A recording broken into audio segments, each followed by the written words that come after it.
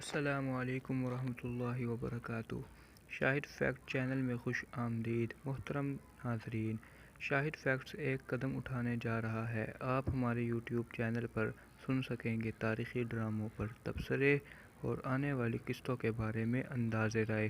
تو چلیے شروع کرتے ہیں۔ اگر ویڈیو پسند آئے تو ہمارا چینل سبسکرائب کرنا، لائک کرنا اور بیل آئیکن پریس کرنا مت بھولیے گا۔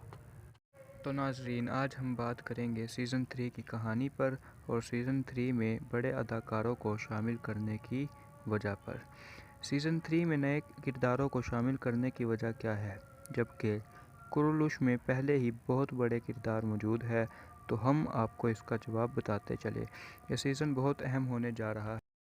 ترین اس لیے کیونکہ سلجوق سلطنت کا اختتام ہونے جا رہا ہے۔ بازنطینی بھی پہلے سے زیادہ مضبوط ہو کر سامنے آنے والے ہیں۔ نہ صرف یہ بلکہ پوپ کے جاسوس بھی منظر عام پر آنے والے ہیں، اور پھر منگول بھی آئیں گے جو یقیناً نویان کے دوسرے بیٹے ہوں گے۔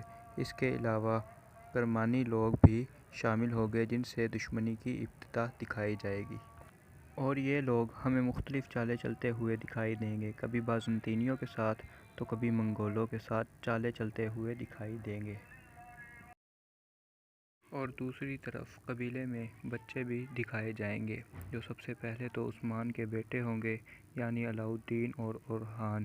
تو ان کے بارے میں ہمیں لگتا ہے کہ یہ بھی چھوٹے ہوں گے، کیونکہ ہمیں لگتا ہے کہ سیزن 3 اور سیزن 2 میں زیادہ عرصے کا فرق نہیں ہوگا۔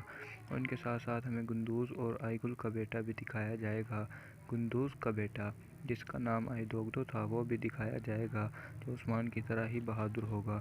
اب ہم آگے بڑھتے ہیں تو نئے آنے والے کرداروں میں عثمان کے بہت سے دشمن ہوں گے اور بہت سے جانباز بھی ہوں گے، اور امید کی جا رہی ہے کہ سیزن 3 میں ہمیں آگچا کوچا کا کردار بھی دکھایا جائے گا، جو عثمان غازی کے ایک مشہور سپاہی تھے۔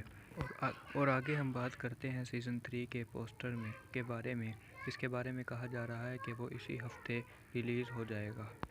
اس بار کے سیزن کے لیے ہم بہت ایکسائٹڈ ہیں، کیونکہ اس بار کے سیزن میں بہت رونقیں لگنے والی ہے۔ کیا آپ کی حالت بھی ہماری جیسی ہے؟ اگر ہاں تو کمنٹ میں ہمیں ضرور بتائیں اور ہمارے چینل کو سبسکرائب کریں۔ ملتے ہیں بہت جلد اگلی ویڈیو میں۔ اب ہمیں دیجیے اجازت۔ اللہ حافظ۔